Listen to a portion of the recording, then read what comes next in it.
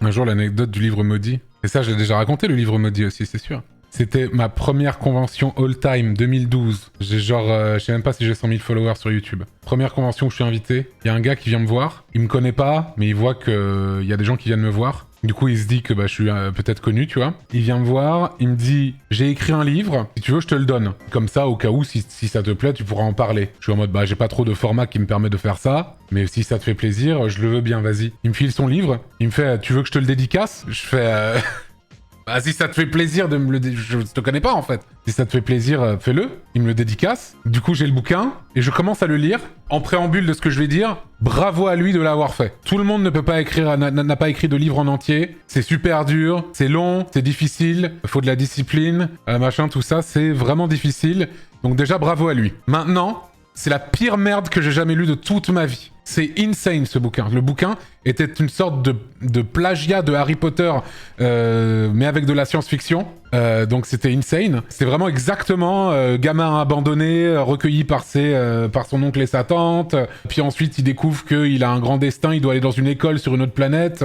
Voilà, c'était ça la différence. C'est sur une autre planète, le dos. Et c'est écrit vraiment avec le cul, les dialogues, c'est très nanardesque, c'est vraiment... je me souviens qu'au moment du big reveal, du big reveal où ils lui apprennent qui il est, typiquement le tuer sorcier, machin, la réponse du personnage principal, c'est d'accord. Voilà.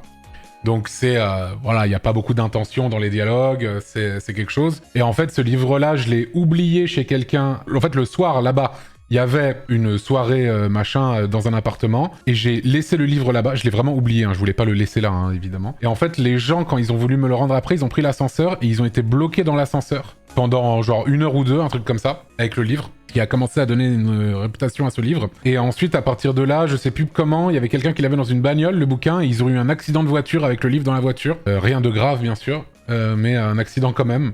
Du coup, c'est vraiment un livre maudit, voilà, littéralement. Je dois avoir encore ce livre, parce que je l'ai fini par le récupérer. Et je l'ai pas ici, là, chez moi, il doit être chez ma daronne, je pense. Donc c'était quelque chose quand même, ce truc-là. Le Death Note, ouais, bien sûr. T'as peur pour ta mère? Bah ça fait maintenant, c'était en 2012, fin 2013. Donc ça fait 12-13 ans que le bouquin il est là. Écoute, tout va bien, j'ai envie de te dire. Moi je pense que ce livre est maudit s'il est déplacé. Donc voilà, le fameux livre maudit. Mais ouais, le livre était fou, c'était fou à lire. Mais voilà, bravo quand même. Mais bon, il était long, évidemment que non. C'était un livre plutôt court, avec des pages où c'est plutôt écrit en gros dedans quoi. Et voilà, c'était livre en auto-édition, machin, tout ça, voilà.